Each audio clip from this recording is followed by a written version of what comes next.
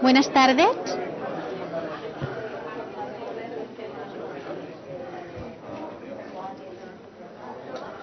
Buenas tardes. Bien, iniciamos ahora, como han visto en el programa, un diálogo entre dos expertos que hablarán sobre el tema de este congreso, espacios urbanos neoterciarios. Lo hemos titulado Reflexión y Acción. Tenemos entre nosotros a Jaime Lerner, arquitecto urbanista, exalcalde de Curitiba, Brasil, que acaba de llegar hace pocas horas de Washington. Le agradecemos mucho que esté con nosotros. Y Vicente Guallart, gerente de Arquitectura, Urbanismo, Vivienda e Infraestructuras del Ayuntamiento de Barcelona. Gracias.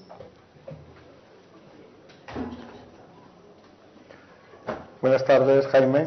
Buenas tardes. ¿Cómo ha sido tu vuelo? Cansativo, pero llegar en Barcelona es un premio. Y estar aquí contigo y con todos es una cosa muy placentera.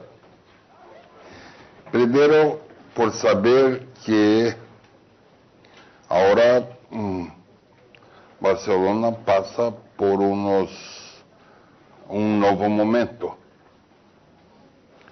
y da cual gente como tú y Willy Miller y todos otros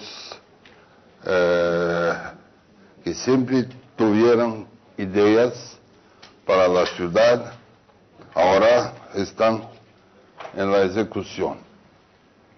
Esto siempre los envidio, porque es un momento único. Y tengo certeza que Barcelona se va a beneficiar mucho de este momento. Yo diría que un momento en que hay que encontrar una tecnología de la escasez. Porque ustedes siempre fueron nuestros primos ricos. Y ahora yo me siento mal en ser un primo rico. Yo no me gusta esta idea. Sigo siempre siendo un primo pobre. Pero eso es un momento, creo que se puede hacer una revolución. Yo, la verdad, tuvimos la suerte de editar tu libro en castellano, Acupuntura Urbana, hace unos años. Y la verdad es que hay como aparentemente lugares centrales en el mundo de la urbanidad. Londres, Nueva York, San Francisco y Barcelona serían unos de ellos, ¿no? También asociados con ciudades que también tenían un cierto liderazgo económico en el mundo y también con una cierta historia. Pero lo que hemos asistido en los últimos 25 o 30 años, hace 30 años España también era un país que vivía claramente en la escasez, y lo que vemos aquí en Barcelona es una especie de milagro que ha ocurrido o que se ha transformado en los últimos 30 años, ¿no? Pero una vez dicho esto, y también haber expresado con orgullo lo contento que estábamos de haber afrontado ciertas transformaciones, el otro recuerdo en los últimos años, para mí, el descubrir que hay lugares en territorios como en Brasil, que en aquel momento no eran centrales en la economía del mundo y que ahora están superando al Reino Unido como sexta economía mundial, descubrir que hay inteligencia, y hay acción, y hay liderazgo, y hay modelos de los cuales aprender. Para nosotros la verdad es que fue fantástico, ¿no? Es decir, pensar que en Curitiba, cuando fuisteis alcalde, inventasteis nuevos modelos de hacer la ciudad, incluso de entender la ciudad, de organizar la movilidad, pero no solo la movilidad, sino de introducir la agenda ecológica en la transformación. En el fondo, todo esto es la base de lo que estamos hablando ahora, ¿no? O sea que fuisteis pioneros y por lo tanto el reto de esta ciudad relacionada con la sociedad de la información en el fondo se nos presenta ahora mismo, ¿no? Yo digo a veces que Internet ha cambiado nuestras vidas, pero no ha cambiado todavía las ciudades, ¿no? Todos vivimos de una manera diferente, nos educamos, nos comunicamos, etcétera, pero las ciudades aparentemente son las mismas y por lo tanto el reto es ver qué podemos hacer y cómo podemos, digamos, todos como comunidad aprender los unos de los otros para poder transformar nuestras ciudades, ¿no? La metáfora que yo tengo para la ciudad es la tortuga, porque la tortuga es vida, trabajo, movimiento, todo junto. Y al mismo tiempo el casco de la tortuga es como si fuera una tesitura urbana. Entonces podemos imaginar qué ocurriría si cortáramos el casco de la tortuga. Vivir aquí, trabajar ahí, el ocio aquí, con certeza iríamos a matar la tortuga. Eso está se haciendo en muchas ciudades en el mundo. Afortunadamente no aquí y en Europa menos, porque se separan las funciones de la ciudad, se separan la gente por guetos de gente muy rica, guetos de gente muy pobre, por edad, por religión. Todo esto no es una tragedia. Y la verdad que esas costumbres empiezan a se formar y caracterizar ciudades como São Paulo y otras ciudades que no podrían ser esto, porque a ciudad más compacta, con más, cuando se mezcla todo, cuando se mezcla las funciones, cuando se mezcla el ingreso de las personas, cuando se mezcla la edad, cuando se mezcla todo más humana, la ciudad se quieta, más neoterciaria, ¿no? Y esto creo que es un ejemplo que está ocurriendo en muchas ciudades. Las ciudades, yo me recuerdo cuando hacían ciudades universitarias fuera, en los afueras de la ciudad, que es cómo puede un estudiante tener una idea de la sociedad donde él va a vivir e interferir si él no toma conocimiento de la ciudad. Esto y todas esas cosas, centros administrativos fuera de la ciudad. Esto ocurre en general en mi país y en Europa las cosas son más integradas y se procura cada vez más rellenar los vacíos urbanos. Esto aquí sí, hay buenos ejemplos. Bueno, básicamente en el caso de Barcelona tampoco hay mucho lugar donde crecer. Evidentemente hay un área metropolitana, pero la escasez de suelo, a diferencia de otros lugares, también hace el trabajar de una forma más compacta.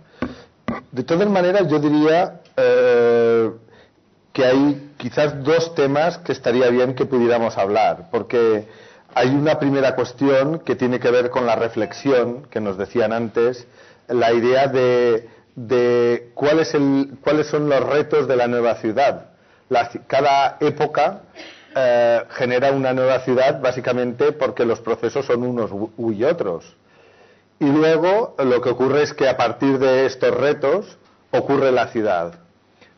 el exalcalde de Barcelona y presidente de UN Habitat explicaba muy bien cómo la ciudad, desde el siglo XIX y XX, ha ocurrido por un proceso de industrialización. Entonces, cuando hay industrialización, como ocurre también en China, pues hay urbanización, porque quiere decir que la gente sigue el trabajo. Desde la historia de toda la historia de la humanidad, las personas, la vivienda sigue al trabajo, porque las personas viven ahí donde pueden trabajar.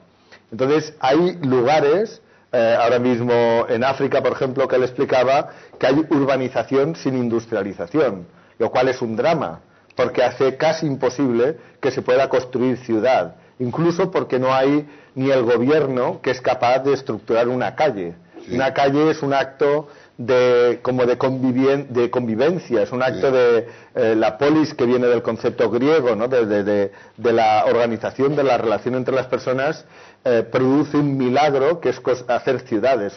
La ciudad es un milagro de la naturaleza, digamos, ¿no? El haber sido capaces de generar pactos de convivencia y que haya hecho máquinas artificiales que hayan funcionado tan bien, ¿no?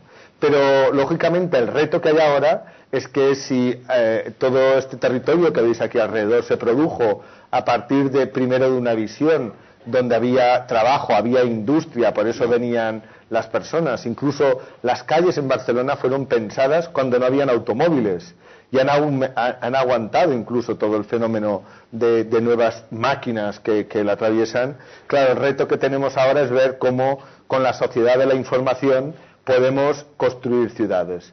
Porque construir globalización ya ha ocurrido. Sí. Hubo hace 10 años, lo de neoterciarios es bastante bonito, porque hace unos años se hablaba de las ciudades del mundo terciario. E incluso los barrios como el 22 arroba, basados en la innovación, pero en una innovación bastante terciaria, digamos, ¿no? Pensando que había que hacer oficinas, porque las empresas de nuevas tecnologías se dedicaban a inventar cosas y a trabajar con ordenadores, pero la fabricación física del mundo se iba a producir en Brasil, en China, en la India, y curiosamente estos lugares, que son donde se ocurren las cosas, son los que crecen la economía. Por lo tanto, está muy bien que hablemos del neoterciario, porque el neoterciario quiere decir que queremos volver a llevar productividad a las ciudades. Las ciudades se han de reindustrializar.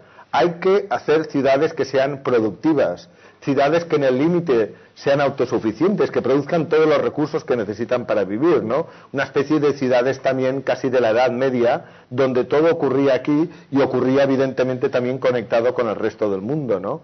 Y por lo tanto parece que es importante definir cuáles son los principios de la nueva ciudad para luego poder hacer la ciudad, ¿no? Porque si no, haríamos el business as usual, digamos, ¿no? Seguiríamos construyendo ciudad aunque los paradigmas son otros. Para mí, la ciudad es una estructura de vida y trabajo juntos. Todas las veces que se separa las actividades económicas de los asentamientos humanos, ocurre el desastre. O sea, no es solamente importante para una ciudad pensar juntos vida y trabajo, pero también una provincia o un país. Bueno, la otra cosa es, además de los problemas, las prioridades normales de toda ciudad, como educación, salud, atención al niño, empleos, hoy en el mundo estamos viviendo 3 problemas a más y esenciales, que son importantes no solamente para esta ciudad como para toda la humanidad. El primero es la movilidad. El otro es la sostenibilidad. Y el tercero es la coexistencia, la sociodiversidad, la tolerancia, la convivencia. Bueno, de la manera como vamos a trabajar, además de las prioridades naturales, esto va a ser cada vez más importante. ¿Y por qué? Cuando todo el mundo hoy se preocupa con el cambio climático. Bueno, hay todo un referencial de cosas, pero a veces nosotros queremos hacer algo, pero no sabemos por dónde empezar. Hay que empezar por la ciudad.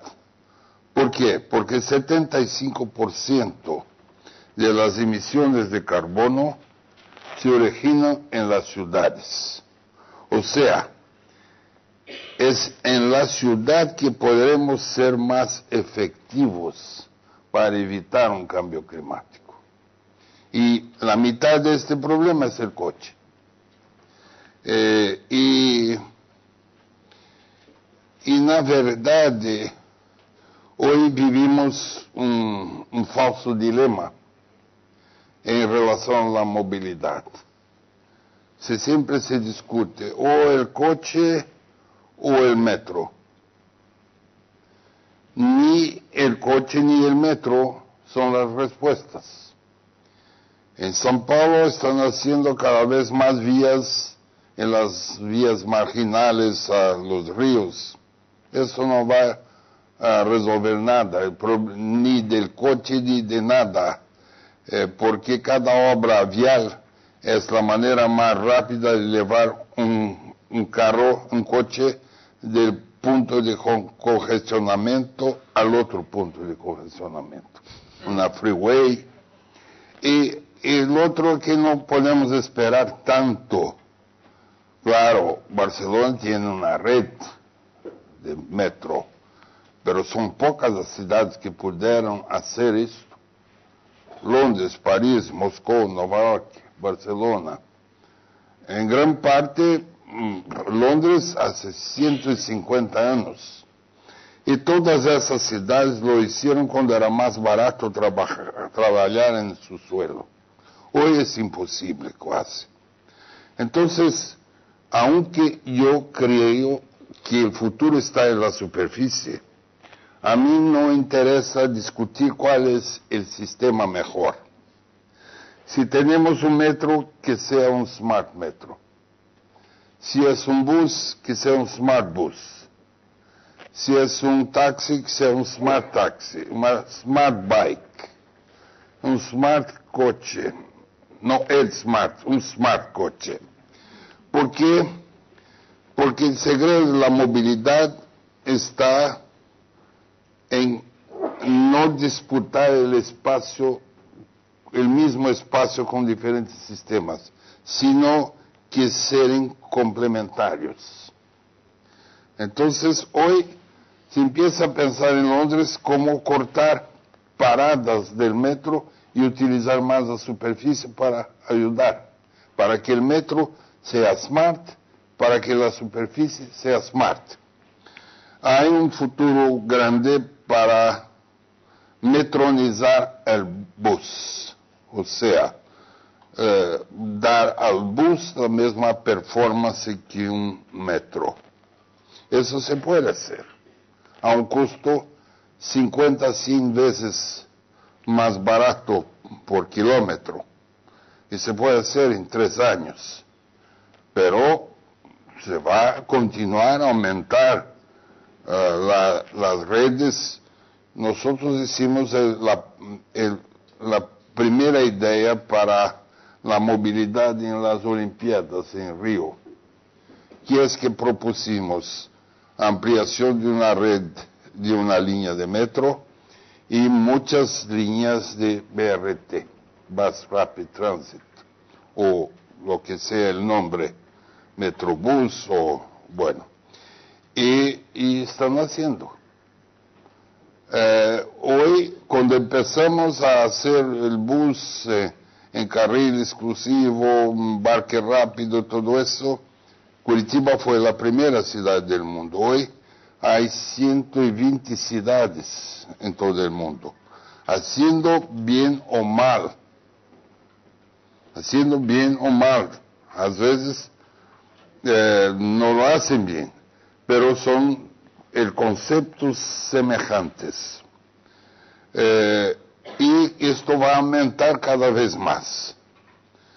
Entonces, a respuesta, la gente que está en São Paulo cree que estamos cerca de la tragedia. Pero la respuesta es que se puede resolver el problema de la movilidad.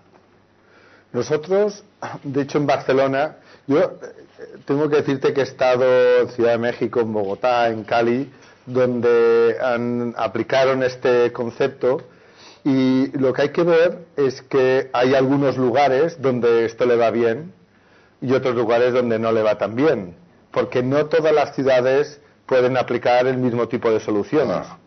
En ciudades donde la extensión es muy grande y donde hay avenidas muy grandes y donde el lugar de trabajo es muy diferente del lugar de residencia, el sistema del autobús de alta capacidad es bueno, digamos, porque permite moverse rápidamente por un territorio que además en las ciudades brasileñas es especialmente homogéneo, ¿no? Cuando esto se aplicó, y recuerdo bien cómo se trataba de llevar este mismo modelo por el centro de Cali, pues parecía un poco ridículo, digamos, ¿no? Porque se estaba aplicando una buena idea en un lugar que quizás no era tan conveniente. Pero aquí en Barcelona, lo que es curioso es que también en algún momento se ha intentado copiar el modelo, y había una disputa porque hubieron estudios hace 10 años porque alguien se dio cuenta que el transporte del autobús está cayendo. ¿Y por qué cae? Pues porque es imposible entenderlo. Yo no cojo nunca el autobús porque me da miedo, pero no por la violencia, sino porque temo perderme. Es más, temo perder mucho tiempo en entender a dónde tengo que ir y cuál es la línea. Barcelona tiene más de 100 líneas de autobuses que si miras el mapa es literalmente el mapa de un plato de espaguetis. Son unas líneas que van de un lugar a otro, que están conectadas con el uso de los tranvías del pasado y con relaciones que no tienen nada que ver con la estructura de la ciudad. Y esto es curioso porque ha venido gente que decía, nosotros le podemos hacer una Smart Mobility, le podemos poner unos sensores a estos autobuses para que sean más eficientes y que nos avisen cuando llega. Y nosotros decimos, no, quizás primero tendremos que cambiar la estructura de los autobuses y luego le pondremos un sensor. Es decir, no vamos a hacer una red inteligente de autobuses poniendo los sensores. No podemos hacer algo inteligente cuando la base es estúpida, digamos. Haremos una red estúpida con sensores, ¿no? Y entonces se ha hecho un estudio que se va a empezar a aplicar para cambiar el modelo del espagueti por el modelo de cuadrícula, porque alguien se dio cuenta que Barcelona tenía una forma de cuadrícula y dijo, ¿por qué no hacemos un sistema con 6 líneas de autobuses que vayan vertical y 10 que vayan horizontal, de tal manera que cualquier persona pueda ir a cualquier lugar simplemente buscando un autobús que estará a un máximo de 300 metros de donde se sitúe? Lo cual es otro modelo, tiene que ver con la idea de reformar primero los sistemas para luego quizás ponerle inteligencia. Y lo que es bonito es que había gente que decía, bueno, esta idea de la malla es bonita, pero quizás vamos a aplicarla solo en el centro, vamos a hacer en el ensanche que se llama, vamos a hacer que en los extremos, a partir de un cierto momento, las líneas sean en red, porque realmente donde está el negocio es en el centro. Y nosotros decíamos, claro, el negocio está en el centro, pero la gente vive en todas partes. Sería curioso que para que una chica de un barrio de la periferia fuera novia de un chico de la periferia, tuvieran que pasar por el centro para encontrarse. Lo que tendríamos que hacer es ensanchar el ensanche. Esta idea de llevar la democracia que supone la malla, llevarla también a la periferia. Y de esa manera, teniendo una visión de cómo entendemos la equidad que puede haber en una ciudad, podemos establecer la infraestructura de la movilidad. Desde el punto de vista del negocio, el negocio siempre tiene una lectura diferente a la que puedan tener los ciudadanos. Y por lo tanto lo que tenemos que exigir también a los políticos o a los procesos de liderazgo es que vean más bien lo que necesita la ciudad y no lo que necesita necesariamente la industria, ¿no? Sí. Bueno, para la movilidad hay una manera muy sencilla de ver si un sistema funciona o no. No esperar mucho tiempo. yo quiero decir, hace unos 5 años recibí la visita de un reporter del New York Times. Y él me fue a entrevistar en mi apartamento y me preguntó, mas al final era una materia grande de la revista del New York Times. Y se quedó por unos días en Curitiba. Y preguntó, al final, ¿qué es el sistema de Curitiba? Yo dije, bueno, carril exclusivo, embarque rápido y la gente no espera más que 1 minuto. Mi mujer, como todas las mujeres en la oposición, dice, no, eso no es posible. No hay bus de minuto a minuto. Dice, sí, cada minuto pasa un bus. Bueno, yo me sentí con mucha vergüenza por ser llamado de mentiroso en frente al reporter del New York Times. Bueno, y fuimos al terrazo, empezamos a medir cuántos buses pasaban. Pasaba un bus a cada 40 segundos. Mi moral en mi casa durante 3 meses. Pero después me di cuenta que a las mujeres no se debe dirigir la palabra antes de las 10:12 de la mañana. Porque el humor es distinto. Bueno, no esperar es una calidad muy importante. Esto da una idea de cómo se puede ir lejos con la superficie. Porque un metro, para atingir una frecuencia de 2 a 3 minutos, necesita de mucha tecnología. Es como tener un juguete de trenes que solta un convoy a cada 2 a 3 minutos. Pero en bus, en la superficie, se puede tener cada 30 segundos un bus de 300 pasajeros. O sea, el metro de la Segunda Avenida en Nueva York están discutiendo a 50 años. Y empezaron y van a construir más 20 años. O sea, 70 años para hacer 4.000 millones de dólares, y la línea no va a transportar más de que el bus que pasa enfrente a mi casa en Curitiba. O sea, nosotros no podemos tener miedo de cosas simples. Simplicidad. Yo creo una cosa, cuando hablaba de escasez, si quieres ser creativo, quita un 0 del presupuesto. Si quieres la sostenibilidad, quita 2 zeros. Si quieres la solidaridad, asuma a tu identidad y respete a diversidad de los otros.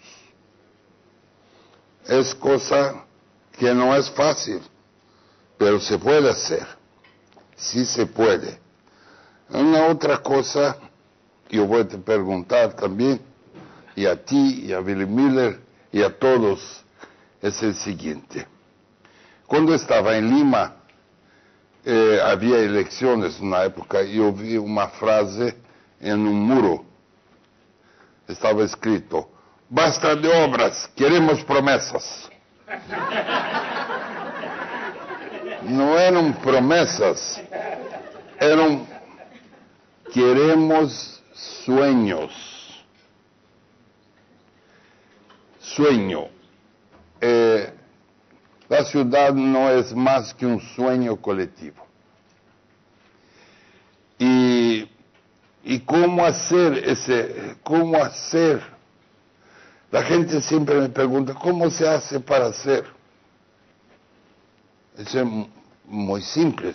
La primera cosa, hay que tener un escenario, una idea, un proyecto que todos o la gran mayoría entiendan que sea deseable. Si entendieran que sea deseable, lo harán acontecer. Yo tengo preguntado a mucha gente en muchas ciudades, ¿cuál es tu sueño? Me recuerdo un gobernador de una región en Rusia, un hombre muy inteligente, le pregunté, ¿cuál es el problema? Empezó a decir, el problema es que la ciudad es una ciudad de 1 millón Perm, una ciudad cerca de la Siberia,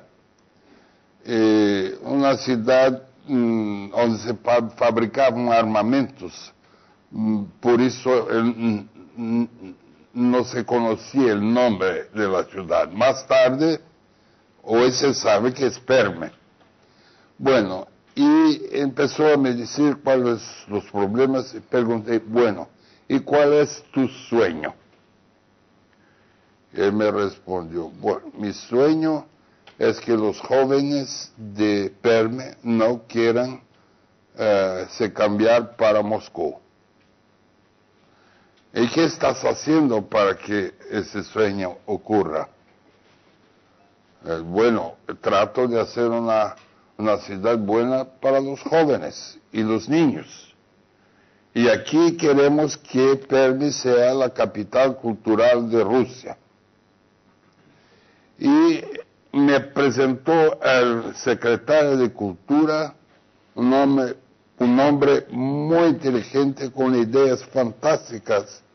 No sé si ocurrió, pero creo que estaban o están en el camino, un camino inteligente. Bueno, yo tengo preguntado a muchos alcaldes que me procuran de muchos países, o a veces estructuras muy sofisticadas de planeamiento. ¿Cuál es el sueño? En general empiezan a hacer unos vectores, unas manchas, y como no mucho detalle, no quieren, no. Y cuando no se materializa un sueño es difícil de entender. Bueno, ¿cuál es tu sueño para Barcelona? Yo soy un dibujante, no soy político. Y, Mejor. Y como dibujante, efectivamente tengo un sueño. En realidad, mi sueño es que Barcelona siga siendo una ciudad innovadora. Fantástico. Es curioso porque estamos hablando de la economía neoterciaria, de la sociedad de la información, y si os fijáis, tenemos un iPhone, un teléfono, y cada año hay una actualización. Cambia el modelo, hay innovación, ¿no? Si vemos, de hecho, veámoslo todavía más radical. Google, que es el buscador, cada 3 meses cambia su página web. El teléfono, cada año cambia el modelo. Los automóviles, cada 5 años actualizan el modelo. Y la ciudad, cada 25, cada 50 años quizás actualiza su modelo. La pregunta es si de verdad estamos en la sociedad de la información, que está basada en la innovación, ¿a qué velocidad vamos a cambiar? Tú hablabas antes y decías que hay cosas, en el libro de acupuntura urbana hay un momento muy bonito cuando decías, teníamos que reformar unas calles peatonales y no estaba claro si lo íbamos a hacer o no. Los arquitectos nos decían que nos hacían falta 6 meses para poder urbanizar las calles y transformarlas. y como teníamos prisa y no teníamos tiempo y quizás no lo podíamos hacer, lo hicimos en un fin de semana. Reformar un barrio en un fin de semana está bien, ¿no? Muy bien. Yo creo que esta es la idea. Es decir, hay una cuestión relacionada con una extraña mezcla de lo que podríamos llamar hyper slow, ¿no? Es, por un lado, vivir en un entorno próximo de alta calidad, pero al mismo tiempo estar conectados al mundo con hipervelocidad. Invitamos hace días, a pocos días, a Pier Giorgio Olivetti, que es el director de lo que se llama Città Slow, que está en Italia. Y nosotros, con el teniente alcalde que habéis visto esta mañana y con el alcalde que veréis mañana de Barcelona, tenemos un mantra para Barcelona. Queremos hacer barrios productivos, autosuficientes, a velocidad humana, dentro de una ciudad hiperconectada y de cero emisiones. Es decir, hacer una ciudad con muchas slow cities dentro de una smart city. Qué bueno, qué bueno. ¿Esto te gusta, Jaime? Me gusta mucho. Pues lo más interesante de esto, lo más interesante es que si vemos la historia de las ciudades, he encontrado una fórmula que trata de demostrar que de hecho en Barcelona tardamos, desde la muralla romana hasta la muralla cristiana, tardamos 1300 años. Desde la muralla cristiana hasta que derribamos la muralla tardamos 450. Y desde que Cerdá dibujó el ensanche hasta que lo hemos construido hemos tardado 150. O sea, hay una relación de que se va dividiendo por 3 la velocidad de los grandes cambios. Por lo tanto, la fórmula diría que en 50 años tenemos que haber desarrollado este nuevo modelo.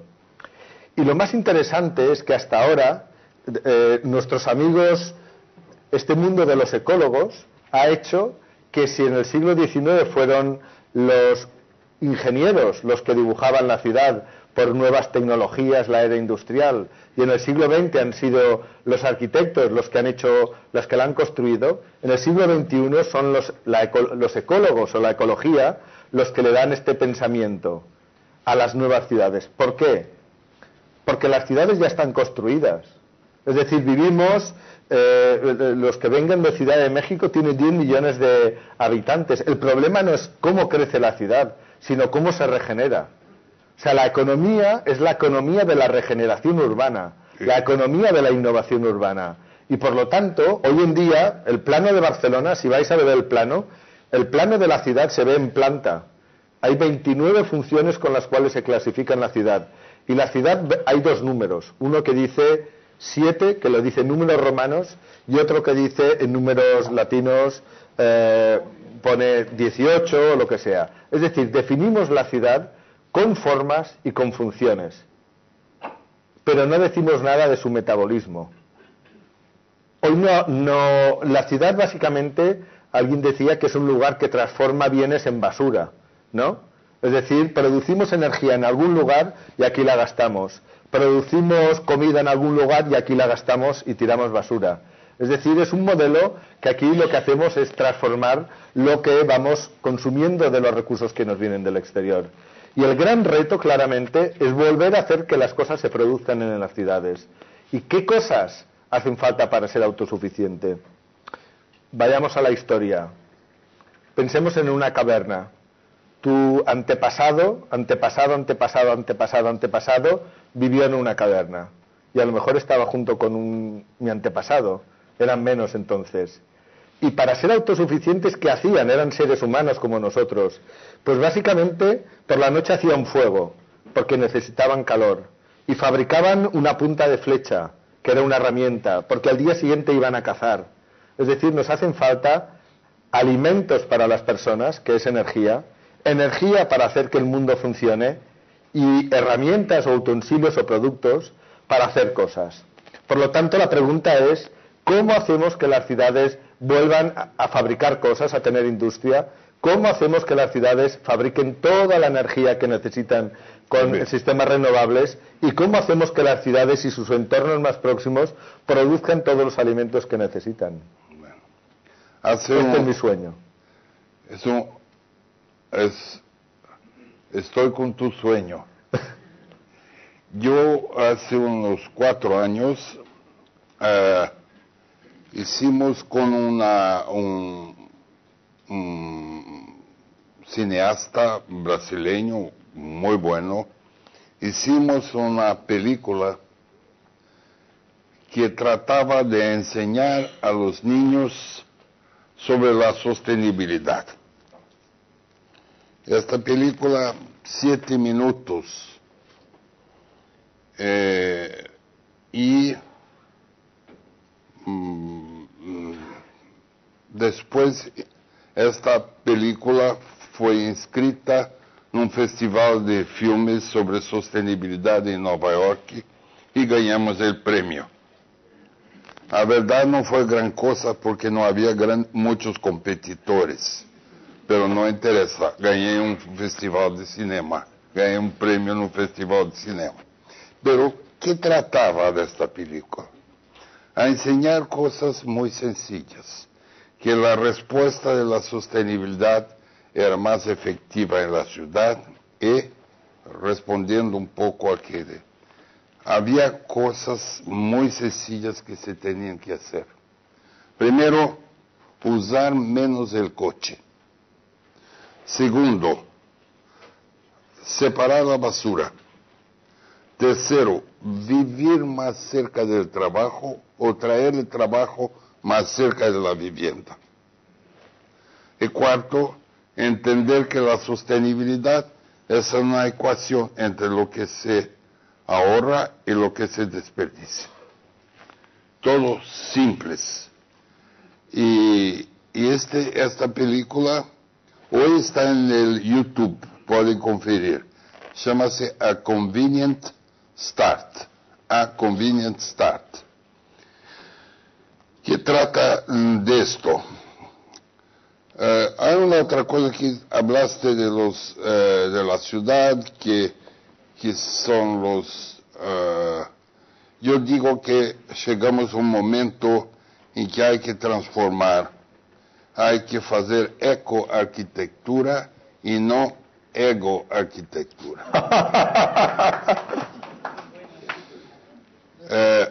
Sí tenemos mucho orgullo de nuestras estrellas de arquitectura, pero necesitamos de una constelación de profesionales que se preocupen más con la ciudad, haciendo cosas buenas. Yo te diría, hay un tema, yo soy arquitecto, quizás es un defecto, pero bueno, nací así, y cuando era pequeño... Vamos a ganar un premio de defectos especiales. Exacto. Defectos especiales. Cuando era niño construía casas en los árboles y efectivamente, la verdad cuando era estudiante pensaba, hubiera sido maravilloso vivir en el periodo entre guerras, cuando Le Corbusier, todos aquellos arquitectos pensaban, había una revolución tecnológica, la máquina, el automóvil, la ciudad, y hubo que pensar una nueva manera de hacer arquitectura. Y esto lo pensaba en los años 80, cuando se hablaba del posmodernismo, la vuelta al pasado, etcétera. Pero la verdad es que mi vida es como un milagro, porque exactamente estamos en el mismo momento que estábamos hace 100 años, donde hay que inventar una nueva manera de construir, que ya no serán máquinas de habitar, sino organismos de habitar. Hemos de hacer edificios que sean como parte de la naturaleza. No construimos en la naturaleza, sino que somos parte de la naturaleza. Las ciudades, los edificios de las ciudades ya han alcanzado una escala planetaria y por lo tanto la cuestión es que la arquitectura forma parte de la historia natural. Hoy, hace unos meses, participamos en un concurso de casas solares y efectivamente las casas solares parece que son casas con paneles solares en la cubierta. Es como si un árbol tuviera unos paneles solares.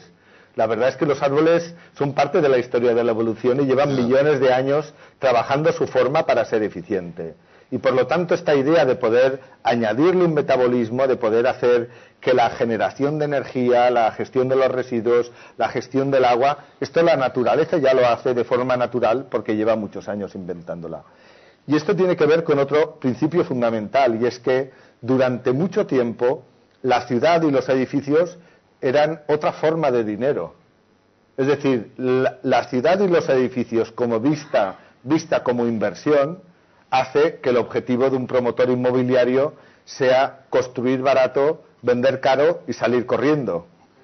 Este era el modelo de ciudad. Era un modelo donde lo importante era tener un terreno lo más barato, si es posible recalificarlo sin hacer mucho ruido, construir un edificio que pareciera lo máximo, pero luego, curiosamente, cuando construía el edificio, daba y regalaba las infraestructuras para la empresa de la energía, la empresa del agua, la empresa de telecomunicaciones.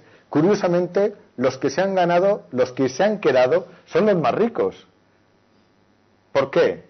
Porque estamos en un mundo orientado a los servicios. La sociedad de la información y esta ciudad neoterciaria es una ciudad de servicios.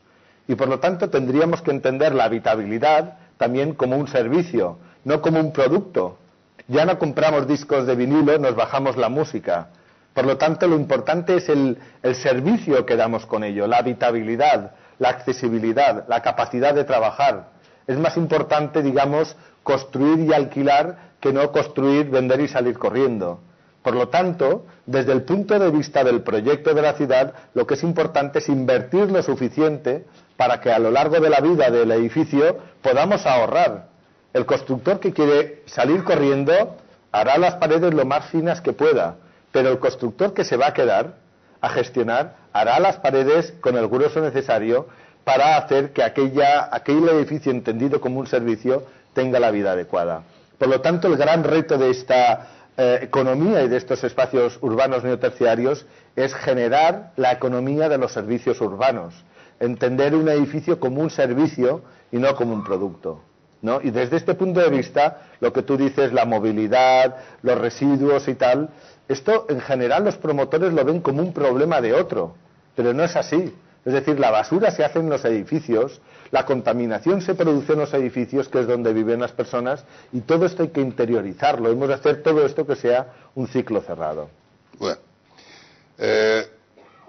às vezes, cuando me preguntan cómo será la ciudad del futuro, às vezes digo, quizá no sea tan diferente físicamente.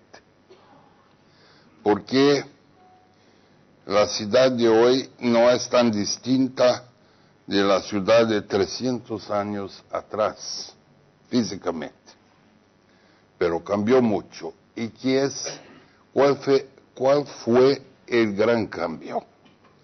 Primero, la disminución de la escala de los generadores de servicios, de empleos. Hoy no hay las grandes fábricas, hoy los servicios, hoy es la industria del vestuario, del alimento, son todos pequeños e integrados a la ciudad, afortunadamente. La otra cosa es el gran cambio. El otro es la tecnología que permite que en cualquier envelope tú coloques lo que sea, porque antes se destruía un predio histórico porque se decía no se puede colocar ahí una universidad, o entonces se iba a unos 30 kilómetros de distancia para construir la universidad porque aquí había predios antiguos. ¿Cómo se puede pensar una universidad, una Sorbona en los afueras de París o Heidelberg, en los afueras de la ciudad, o a la Universidad de Columbia en Nueva York, en los afueras de la ciudad? Esto, la verdad es que el cambio que está se haciendo no está un cambio físico, como dijiste, es un cambio de más y más y más funciones. Eso es mejor, porque va a permitir que la gente viva más cerca del trabajo. Cada vez más cerca del trabajo. Una otra cosa que creo que es fundamental. Toda cidade tem uma estrutura de crescimento, um desenho. ¿Será que es una deformación de arquitecto imaginar que toda ciudad tenga un diseño? No. Toda ciudad tem um desenho. es una cosa orgánica, es una estructura, sino son puntos, son metástasis de un crecimiento desordenado. Bueno, ¿y qué es este diseño de la ciudad?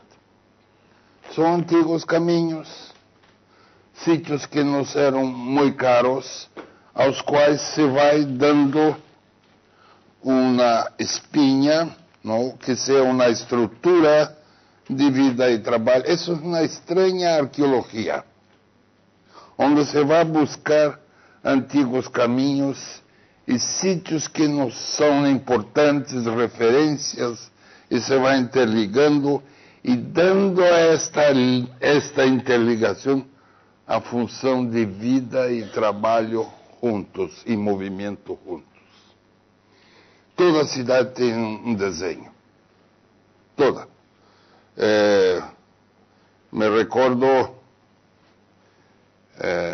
tú hiciste Cali, ¿no? Yo estaba haciendo una charla con 2,000 periodistas de todo México sobre la ciudad. Hizo un reto para ellos. ¿Quién puede me diseñar su ciudad? No hay que ser un arquitecto, un dibujante. Quiero que me explique cómo es tu ciudad.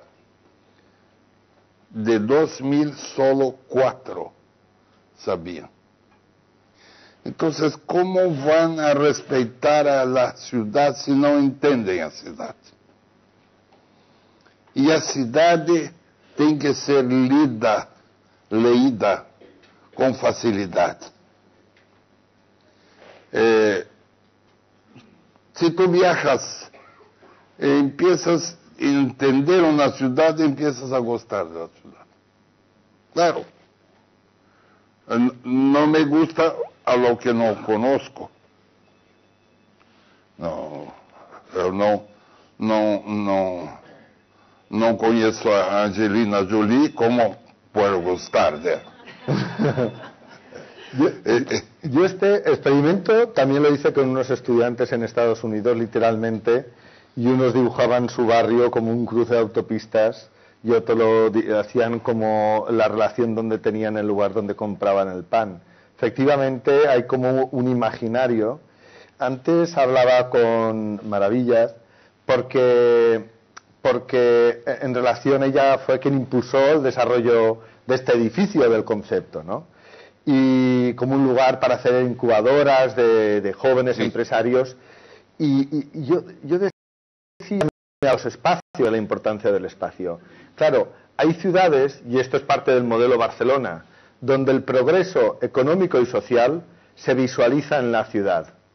Y hay otros lugares donde el progreso económico y social no tiene ningún impacto en la ciudad.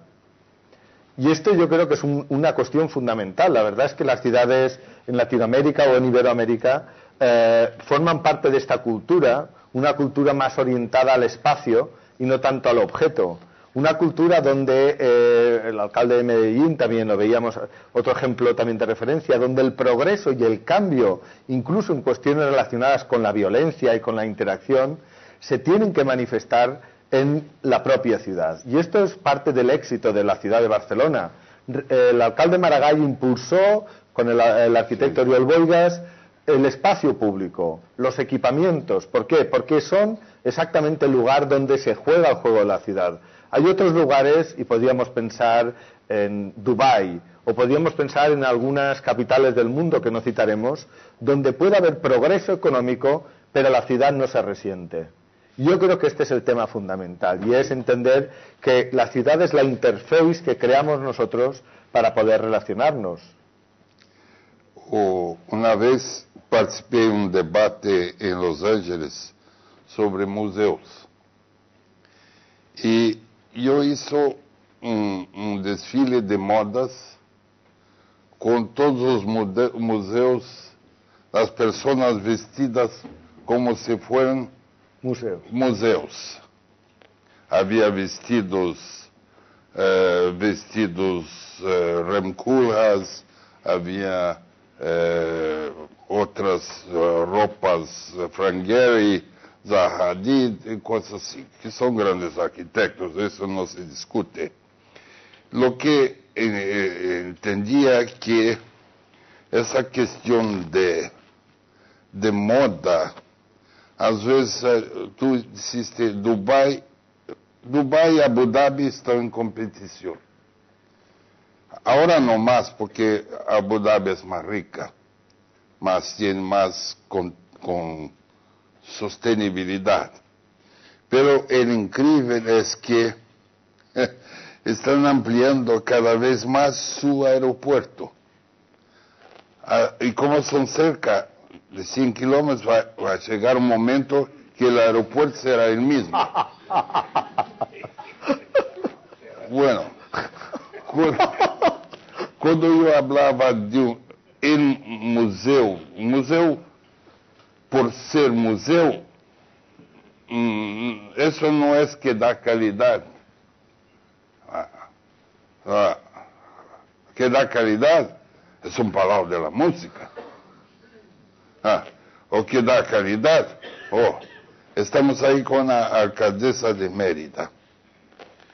Me imagino que si Mérida tuviera un museo o una cosa llamada Maya, fue una de las culturas más importantes del mundo. Pero si quieren ver algo, van a Chichén Itzá y todo eso, y se van a ver las pirámides, pero no se tiene una idea de lo que sea toda la cultura maya. Esto sí es un motivo para hacer cosas, ¿no? Y no cada vez más se inventa museos de todo el tipo. Bueno, volviendo a la estructura de la ciudad. Yo creo que el papel, el transporte tiene un rol a más, muchos roles a más que simplemente transportar gente. Porque el transporte es inductor del crecimiento urbano. Y la otra cosa es que el transporte establece una referencia entre el pasajero y su itinerario.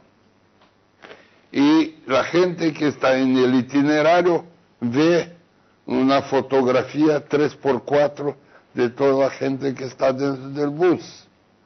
La gente, esa es identidad. Yo creo que la ciudad es como un retrato de familia. Nosotros no tiramos un retrato de familia porque no nos gusta el nariz de un tío, o ¿por qué no tiramos el retrato? Porque ese retrato es tú mismo. Es tú mismo. Y la ciudad es el retrato, tiene sus referencias que son el retrato de familia. El retrato de familia de Barcelona es fantástico, porque es un retrato, es una familia que todo el mundo reconoce, sabe. No hay que mostrar, ese es mi tío, no, la gente sabe cuál es el retrato de familia. Bueno, identidad, referencia, sentido de pertenecer es fundamental. A veces se discute cuál es la participación ciudadana. Yo creo que una escala a más de que la participación ciudadana es hacer parte de la ciudad, se sentir parte de la ciudad. Es mucho más do que una participación, a veces, movilizada políticamente, y no está mal, es bien que sea, pero se sentir parte de la ciudad a veces es muy importante. Por eso, cuanto más mezclamos vida y trabajo, até para resolver o problema de transporte.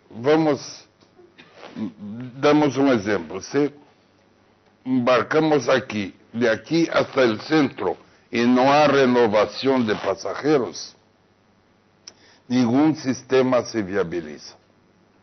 Aunque uma cidade de 300.000 pessoas, baseado em commuter system, ou seja, del barrio, del trabajo hasta el centro o de moradia hasta el centro y viceversa. A cidade tem que ser uma estrutura constante, é uma usatura, é um organismo vivo que tiene piel, tiene todo esto. Hay un fenómeno increíble porque cuando hablas del organismo, me da cuenta de un fenómeno interesante, y es que si tú le preguntas a un médico en Lima, en Mérida, en Abu Dhabi y en Barcelona cuáles son las partes del cuerpo humano, te dirá perfectamente ahí el sistema óseo, sistema circulatorio, etcétera. Y cuáles son las funciones y el metabolismo, te lo explicará. E incluso te empezará a hablar de genética. Pero si tú le preguntas a un arquitecto en estas mismas ciudades cuáles son las partes de la ciudad, cada uno te dirá una cosa diferente. La ciudad es movilidad, la policía, el gobierno, los autobuses y los colegios. Y otro te dirá que la ciudad es otra cosa totalmente diferente. Lo más insólito es que llevamos 2000 años haciendo ciudades y no nos hemos puesto de acuerdo en cuál es su anatomía. Y hay gente que empieza a hablar de hacer ciudades inteligentes, pero claro, ponerle inteligencia a algo que no sabemos ni lo que es. Yo, como tuve el experimento, cuando llegué al ayuntamiento pregunté a mi equipo, ¿cuántas infraestructuras tiene la ciudad? Fui al director de infraestructuras y me dijo, es bastante evidente, hay 18 infraestructuras, y me las hizo, me enseñó un librito. Y fui al departamento de infraestructuras, digamos, de medio ambiente. Me dijeron, es muy evidente, hay 7 infraestructuras. Dentro mismo de un ayuntamiento no nos ponemos de acuerdo de cuántas partes tiene la ciudad. Por eso, yo creo que sería importante, dado que este es un foro, lo hablábamos con Pedro antes, ¿no? Es un foro que trata de establecer relaciones con las ciudades. Creo que sería bueno que se llegara a un pacto, a un acuerdo, para tratar de hablar todos de la misma cosa. Porque cuando empiezan a discutir sobre sobre las ciudades, hay personas que hablan, hombre, es como si hablara de la persona, dice, una persona tiene pelo, nariz, cáncer y jugos gástricos. Y hay que poner las cosas en las mismas categorías. En el caso de la ciudad, insisto, hablamos de cosas, de categorías diferentes y las mezclamos. Por lo tanto, desde aquí estamos impulsando, que hoy lo ha dicho el teniente alcalde, esta idea de crear o definir la anatomía de la ciudad y desarrollar un protocolo de ciudades para que si nos planteamos proyectos de transformación podamos hablar los mismos lenguajes y nos podamos evaluar de formas similares.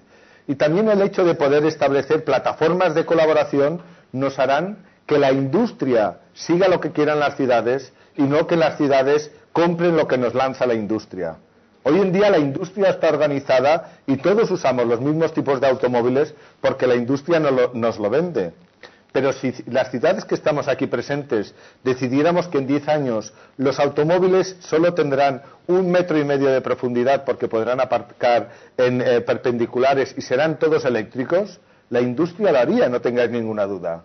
Por lo tanto, yo creo que insisto, que el siglo XXI es el siglo de las ciudades y somos las ciudades las que tenemos que liderar esta transformación de la propia economía.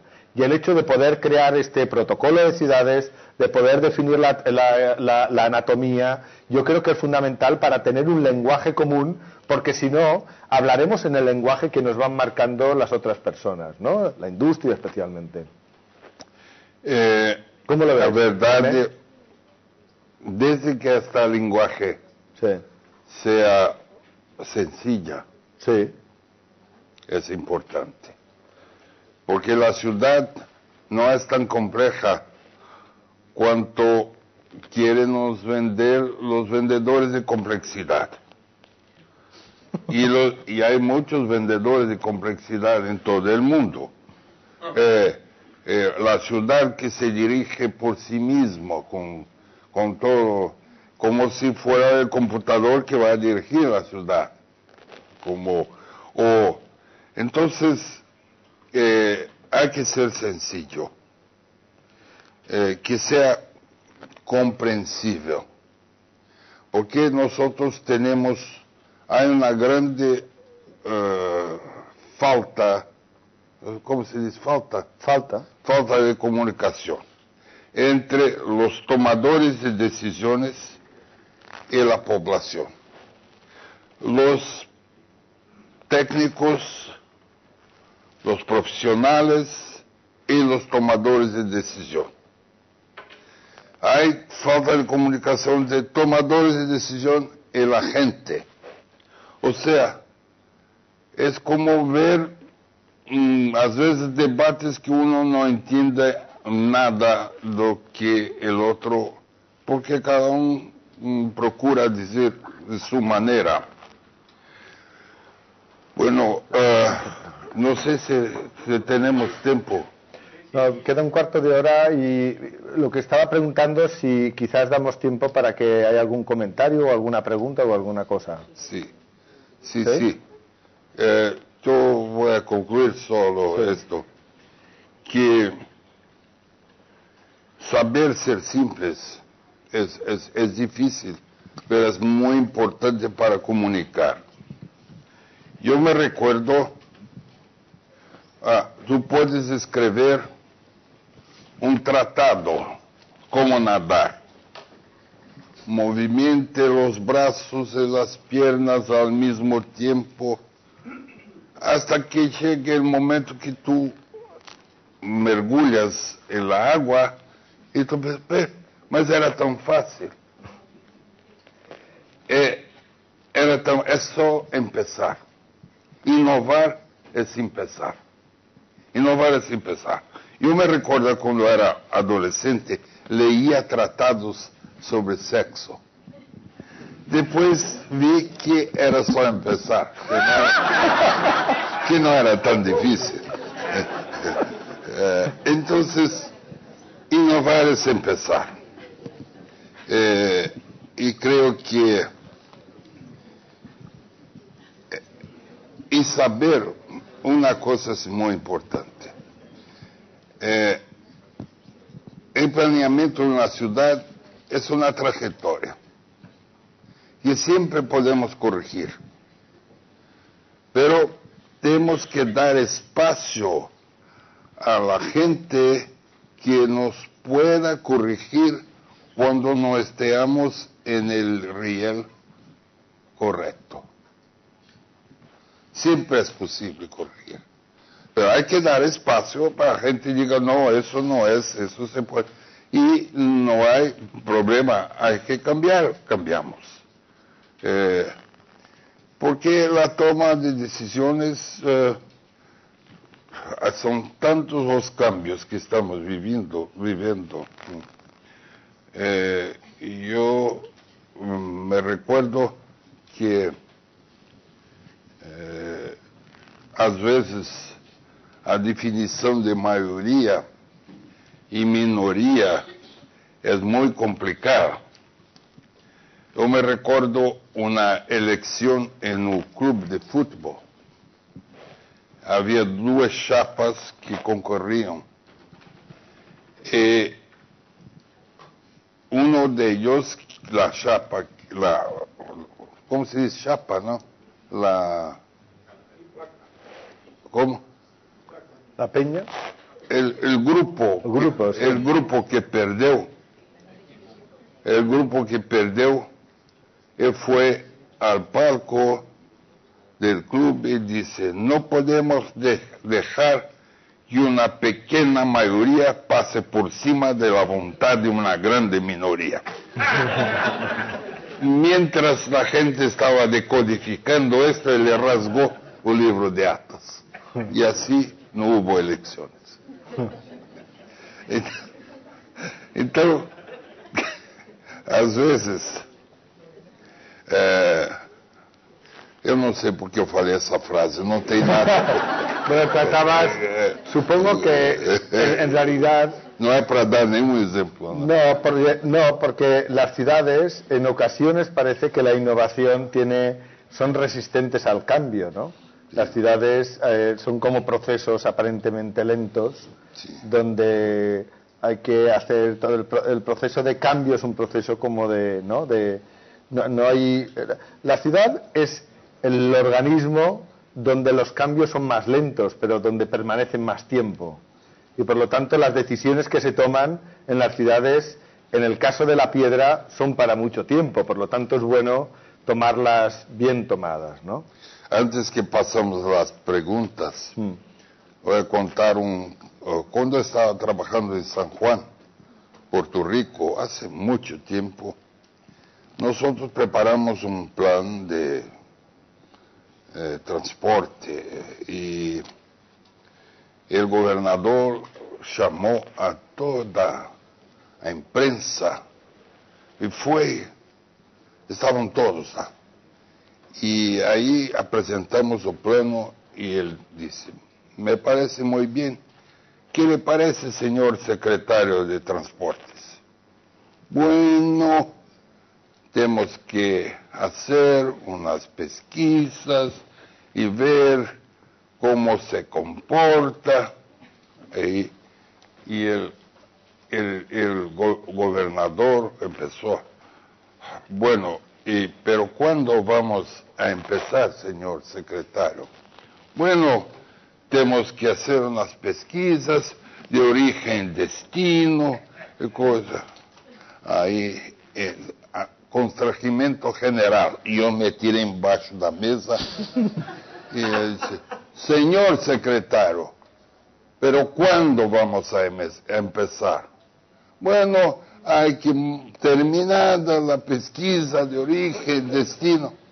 Ahí fue la frase fantástica, dice, pero ¿cuándo? Pero ¿cuándo? Tiene que estar en la cabeza de todos que participan en un proceso de planeamiento. Pero cuando así, mis hijas, mis nietos, ¿cuándo vamos a ir a la vaca? Pero ¿cuándo? Bueno, las preguntas, por favor.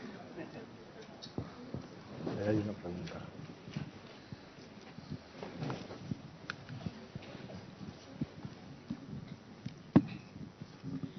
Hola, buenas tardes. Yo soy Leonora Colombo de la Universidad de Buenos Aires. Quería hacerle una pregunta a Vincent Guayar, volviendo un poco sobre este concepto tan desafiante de la ciudad autosustentable, ¿no? La ciudad que produce todos los bienes, alimentos, energía y agua que consume.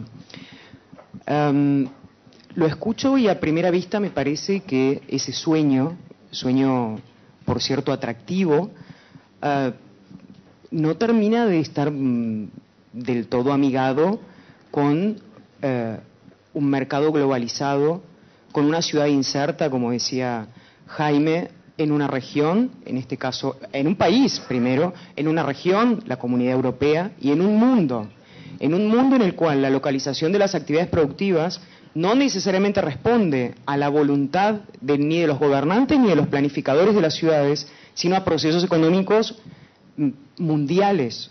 Yo vengo de un país que es netamente productor de alimentos, Argentina.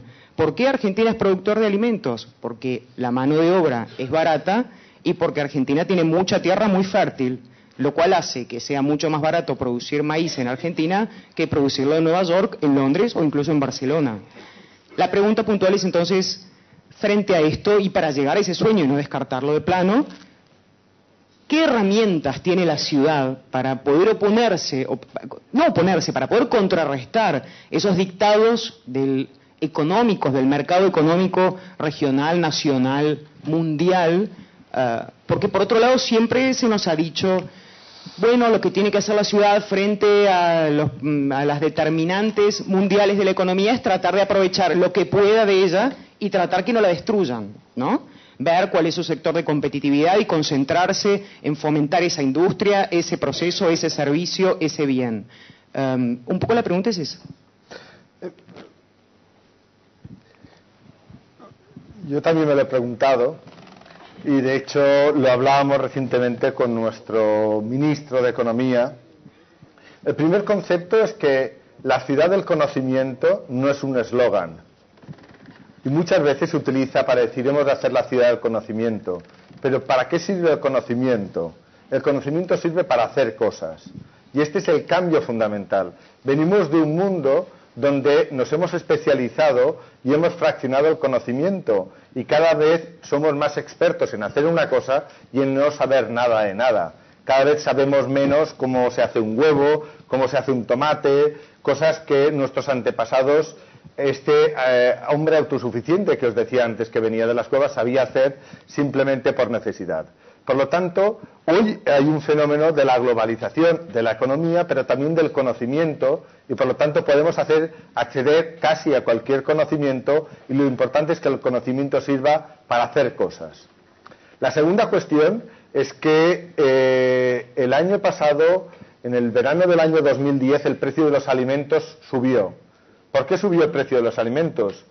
Porque hubo un incendio en Rusia. Y porque hubo un incendio en Rusia, que es un lugar tan alejado, básicamente hubo un impacto global. Y hace unos meses el precio del petróleo subió. Nos gastamos el 25% más del coste del petróleo. ¿Por qué? Porque han habido unas revueltas en el norte de África. Es decir, la globalización trae grandes cosas, pero al mismo tiempo nos hace ser absolutamente indefensos delante de otras. Por lo tanto, hay que encontrar un equilibrio entre aquello que producimos localmente y lo que producimos y lo que gestionamos globalmente. Dentro de este sueño que me decía antes Jaime, yo diría que hemos de producir localmente bienes, energía y alimentos. Y lo haremos porque estamos conectados con redes de conocimiento, con redes sociales y con redes económicas. Repito, hoy en día hubo unos jóvenes hace 10 años que inventaron una cosa que se llamaba Napster, que servía para intercambiar música. Y la industria discográfica fueron a matarlos porque estaban rompiendo el mercado. Hoy en día esa industria discográfica no existe. Y el modelo que inventaron los de Napster es literalmente o muy parecido a lo que está haciendo Apple.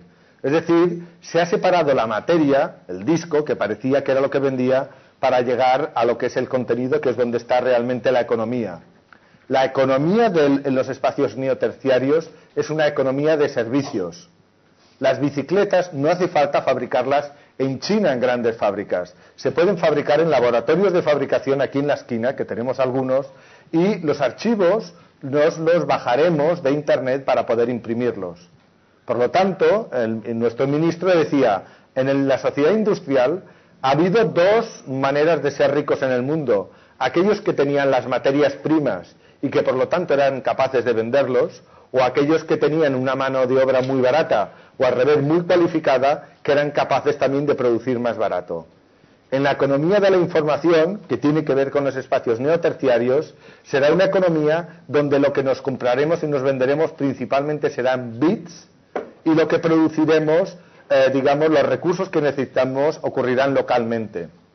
Por lo tanto, aquellas ciudades que quieran... ¿Y esto cuándo ocurrirá? Ocurrirá en un proceso de 30 o 40 años. Lo hemos visto, yo vi la primera impresora LaserWriter hace 25 años y no me lo podía creer. No me lo podía creer porque antes tenías que tener una imprenta para imprimir una hoja. Y una máquina nos lo hizo cambiar. Y luego hemos visto cómo nos hemos bajado una música. Y no me lo podía creer y está ocurriendo. Y ahora nos vemos cómo nos bajamos una bicicleta y nos la imprimimos, o cómo nos bajamos conocimiento y volvemos a ser productivos. Las ciudades han dejado de ser productivos, han subcontratado la producción de energía a las centrales nucleares, que si hubiera un accidente... Mira, os daré un ejemplo muy bonito. Barcelona seguramente tendrá la fábrica para hacer coches eléctricos. Nissan está intentando fabricar los coches eléctricos aquí. Y nos dijeron, y esto tiene que ver con la economía de la innovación, que sabéis que los coches eléctricos pueden recibir energía y pueden dar energía. En España, dar energía es ilegal. Las dos cosas que son ilegales vender es la energía y la información. Yo puedo hacer un tomate y vendérselo a Jaime. Puedo hacer una silla y vendérsela a Jaime. Puedo hacer un libro y vendérselo a Jaime. Pero no puedo hacer un kilovatio y vendérselo a Jaime. Es ilegal. Ni puedo tener un router de internet y darle conexión a Jaime. Es ilegal. Las dos cosas que están totalmente controladas son la energía y la información. ¿Qué ocurrirá cuando empecemos a almacenar energía de forma local y hagamos redes, digamos, el internet de la energía en las ciudades? Que la economía cambiará, que las ciudades tenderán a ser no solo autosuficientes, sino independientes, que los estados seguramente dejarán de tener sentido porque son una especie de artificios, porque la economía real y las personas viven en las ciudades. Y evidentemente yo cuando era niño me decían, hubo alguien que inventó el vehículo eléctrico, pero lo mataron los del petróleo. Y tuvo que haber la crisis del año 2007 para que General Motors, y tuvo que hacer suspensión de pagos, estar en quiebra, para decir que iban a hacer automóviles eléctricos. Pues muy bien, Nissan tenía un vehículo eléctrico que iba a permitir coger y dar energía. Y el gobierno japonés le dijo, no, es ilegal vender energía, solo lo van a hacer las grandes empresas nucleares. ¿Y sabéis qué pasó? Que la naturaleza volvió a donde tocaba, y hubo un maremoto, y hubieron 6 nucleares, 6 que se pararon. Y el gobierno japonés llamó a Nissan y le dijo, oiga, por favor, ¿podrían volver a activar esto de dar energía de los automóviles? Porque así las personas podrán ir con su automóvil quizás a la ciudad, cargarlo, y cuando lleguen a su casa, en un pequeño poblado, podrán cargar su vivienda, podrán utilizarla gracias al automóvil. Es decir, ha tenido que haber un desastre como el de Fukushima para que la innovación sea posible, lo cual no diré que es lamentable, pero es la realidad. Por lo tanto, el mundo seguro que va a ser dentro de 25 años diferente a como es hoy en día. Y la economía que está basada en la hiperespecialización, Argentina hace carne porque tiene vaca, o China, digamos, hace sillas porque paga muy poco a sus trabajadores, etcétera, etcétera, esto va a cambiar totalmente. La globalización no es que unos pocos hacen unas cosas y otros se van de vacaciones, sino que todos hacemos de todo y todos nos vendemos de todo. Cuando yo era niño había un canal de televisión, y luego hubo 2. Hoy en día mi hijo tiene su canal de televisión y lo publica con otras personas. Pasamos de un modelo centralizado, industrial, a un modelo distribuido de la sociedad de la información. Pasamos un modelo donde pocos venden a muchos a un modelo donde todos vendemos a todos. Y por lo tanto la economía va a cambiar. Y esto va a ocurrir en las ciudades. Y por lo tanto el gran reto de las ciudades es transformarse para poder liderar el mundo. Yo decía que la gran noticia es que como no sabemos nada de economía, nos podemos imaginar cómo será el futuro. Porque los que saben de economía están pensando cómo salvar los bancos y cómo hacer toda una serie de cosas que son totalmente incomprensibles. Y lo que está claro es que las ciudades son el futuro. Había una persona ahí. Bueno, por favor. Sí. Después. No, habla, por favor. Gracias.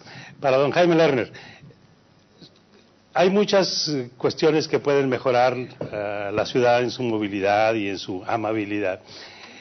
Y a veces son inversiones pequeñas. Y cada vez que pienso en eso me acuerdo de su programa de acupuntura. ¿Nos puede ilustrar un poco sobre cómo detectó aquellas acciones necesarias y cómo organizó su programa? Bueno, se acostumbró a pensar siempre que el planeamiento de una ciudad toma tiempo. Y hay que tomar tiempo.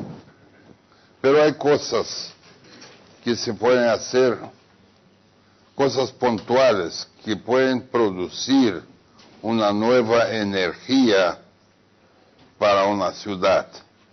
Y muy rápida. A esto yo llamo de acupuntura urbana. Es el mismo principio de la acupuntura. O sea, crear nuevas energías que no en lugar del proceso de planificación, no, para ayudar el proceso de planificación. Pero a transformação ocorre por um processo de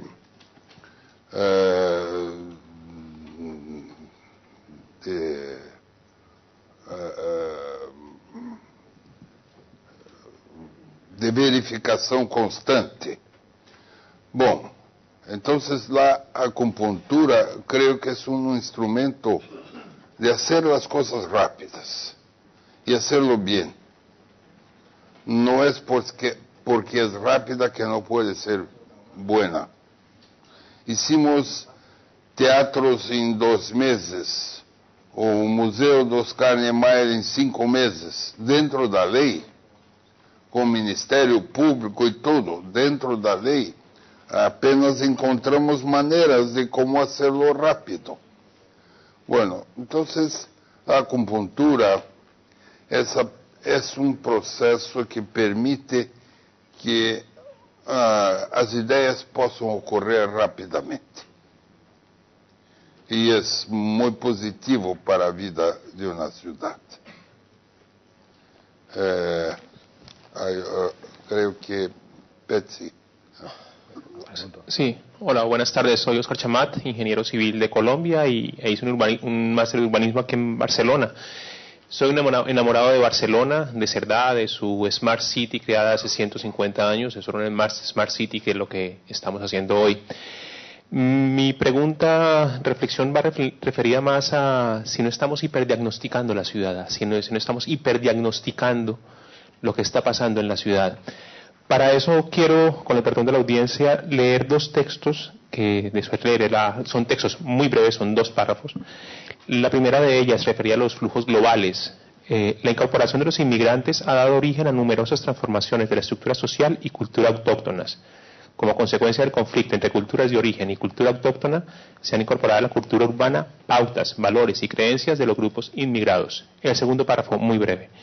La adecuada calidad que propugnamos para todos los sectores de la ciudad y la autosuficiencia en ellos de la ecuación residencia-trabajo requiere una correlativa tendencia a conseguir una trama muy evolucionada de comunicaciones y transporte públicos como base fundamental para facilitar las opciones y movilidad. Son reflexiones muy interesantes. Lo más interesante de esto es que estos textos no se refieren a lo que está pasando hoy en día. Son textos del Plan Metropolitano Urbano de Barcelona del año 1966. Nos estamos enfrentando prácticamente a los mismos problemas, a los mismos diagnósticos, y quizás nos estamos perdiendo cosas que ya habíamos hecho. Repito, esto fue hace 50 años, 1966, donde ni siquiera nuestro querido Ceratosa había, creo que todavía, participado en ellos. La hiperdiagnosis no estamos quedándonos en ello y por eso no estamos llevando a la práctica soluciones reales. No, es una reflexión hacia los dos, que los dos estamos proponiendo diagnosis. He visto muchas reflexiones al respecto sobre la trama urbana, sobre la movilidad, sobre las ecuaciones. Yo lo que diría, lo ha dicho muy bien Jaime, es que la ciudad es la misma siempre y no hay una diferencia tan grande entre la ciudad de hace 300 años y de ahora, ¿no? Efectivamente lo que hizo Cerdá, que era un socialista utópico, él mezcló lo mejor de la tecnología que venía con la movilidad y los trenes, hizo que todas las viviendas pudieran tener acceso, digamos, infraestructuras y tuvieran una zona verde delante. O sea, lo que estamos hablando ahora de hacer ciudades ecológicas, pues ya los planteaba, los han planteado siempre a lo largo de la historia y podríamos encontrar, digamos, actuaciones similares en comunidades, digamos, en comunidades esquimales en el polo, ¿no? Es decir, que la idea de habitar y habitar bien es una cuestión que siempre nos plantearemos y por otro lado vamos a tener retos alrededor de la movilidad, de la densidad, del trabajo, etcétera, porque forman parte de la esencia humana, ¿no? Por lo tanto, que si yo pensaba que el texto que leías era de Cerdá, la verdad, porque perfectamente podía haber escrito esto mismo no hace 50 años, sino hace 150, ¿no? Por lo tanto, efectivamente siempre volvemos al origen, que es ver cómo queremos crear el hábitat para los seres humanos. Hola. Perdonad, aquí... Acá. Bueno. Comentario breve porque me dicen sí, que tenemos que hola, soy Sandra Pali, vengo de Chile, pero llevo 5 años viviendo en Barcelona. Sí. Y bueno, se ha hablado mucho de movilidad aquí, de transporte, y quería hacer un alcance que creo que, como decía don Jaime Lerner, que el futuro de la ciudad está en la superficie.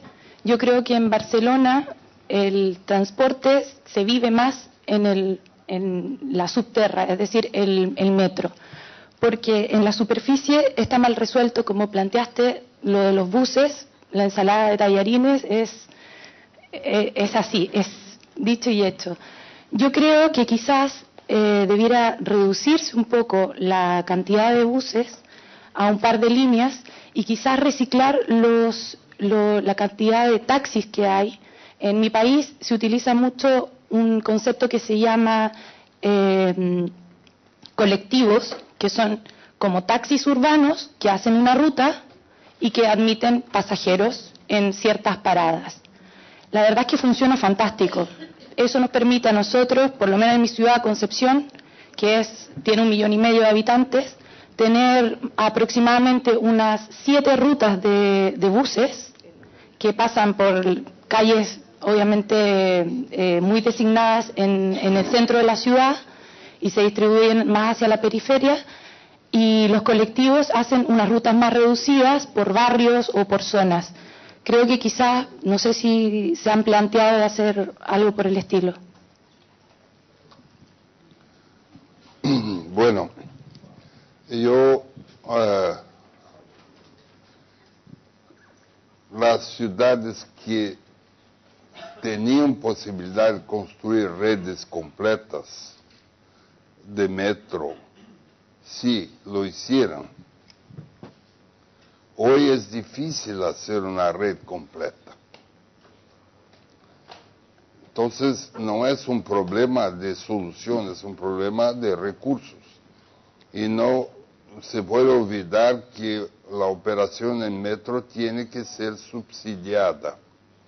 Isso significa que retiras recursos de educação, saúde, atenção ao niño para subsidiar a tarifa. Bueno, e não há recursos para todo. Então, como sempre, aunque acredite que o futuro está na superfície, não intento de provar qual é o melhor. El mejor se construyó hace muchos años. El peor es intentar de hacer ahora lo que se hacía a mucho tiempo atrás.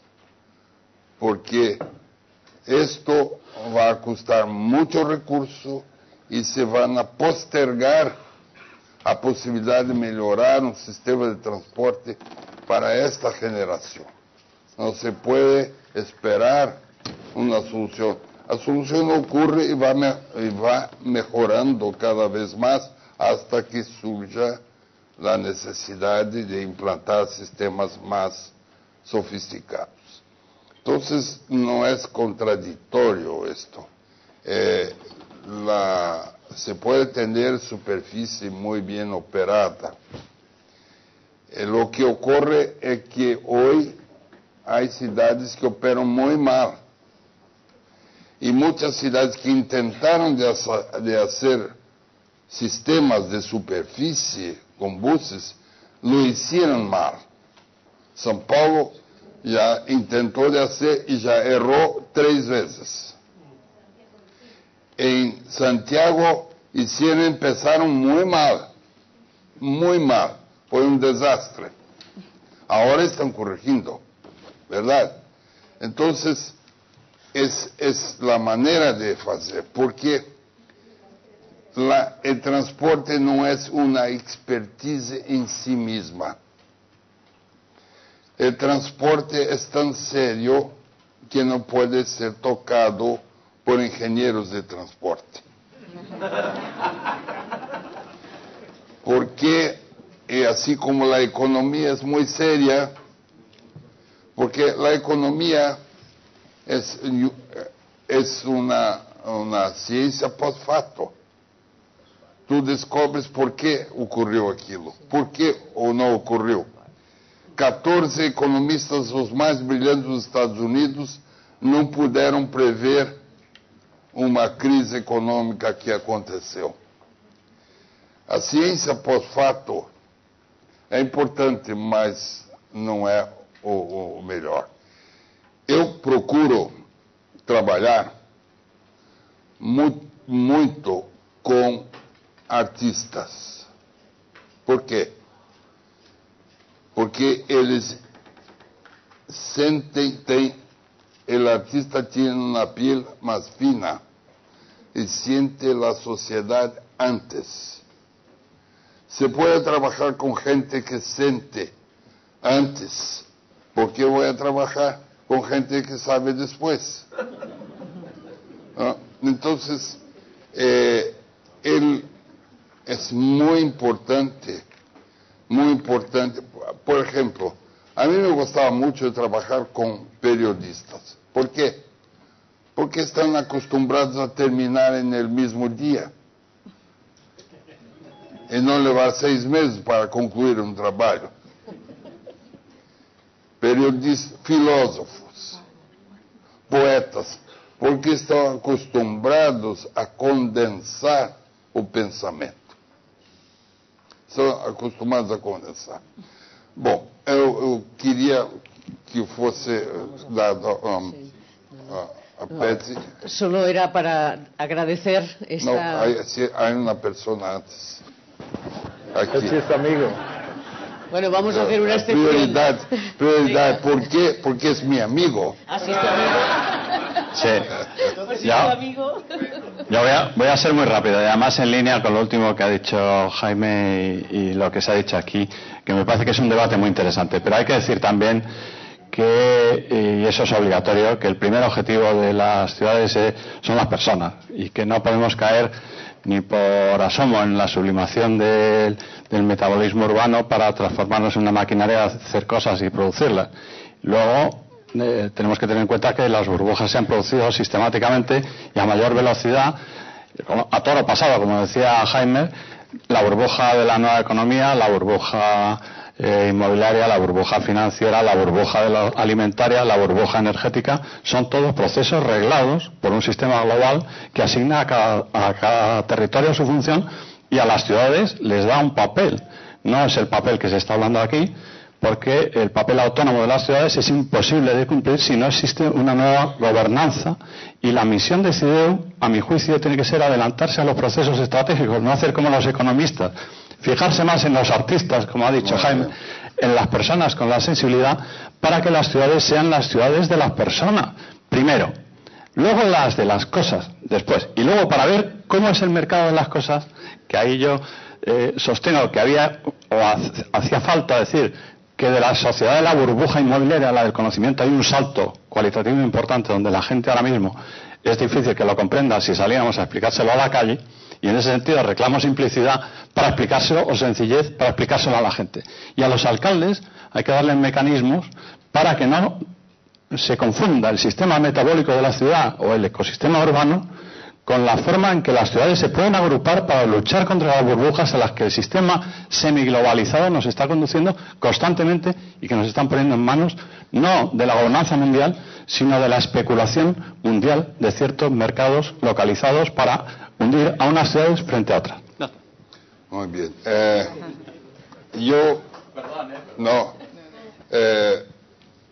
Yo creo cada vez más que la ciudad es el último refugio de la solidaridad.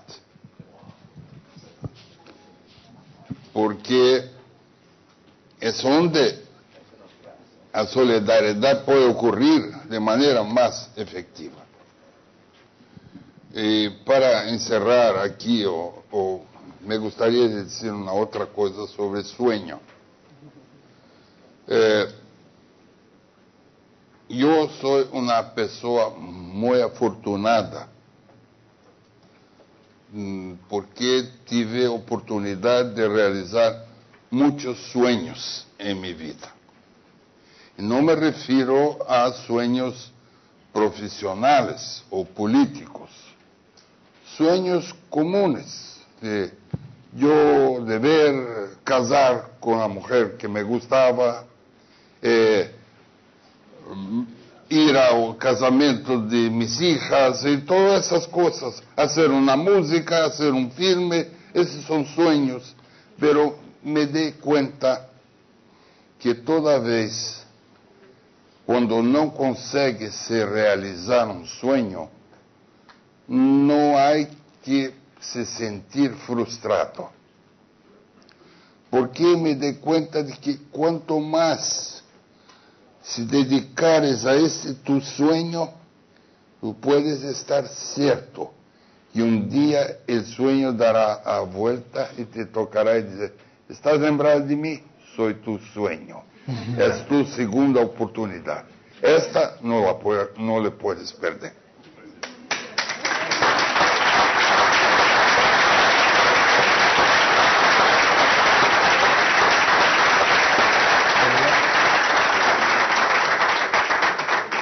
Muchísimas gracias, Jaime Lerner. Muchas gracias, Vicenç Guallart. Creo que la amplia presencia en esta sala y la alta atención que habéis conseguido mantener es una prueba evidente de que nos ha interesado. Así que nos quedamos con muchísimas de vuestras reflexiones. Ha sido un debate de verdad apasionante, interesante para todos. Nos vamos a quedar cada uno de nosotros con muchas ideas, pero me gustaría dejar solo en la mesa dos cuestiones. Cideo tiene un sueño y va a seguir trabajando ese sueño. Queremos seguir pensando las ciudades. Así de sencillo y así de difícil. Y sobre todo nos vamos a quedar con una pregunta. ¿Para cuándo? Muchas gracias. Gracias. Vicente, gracias.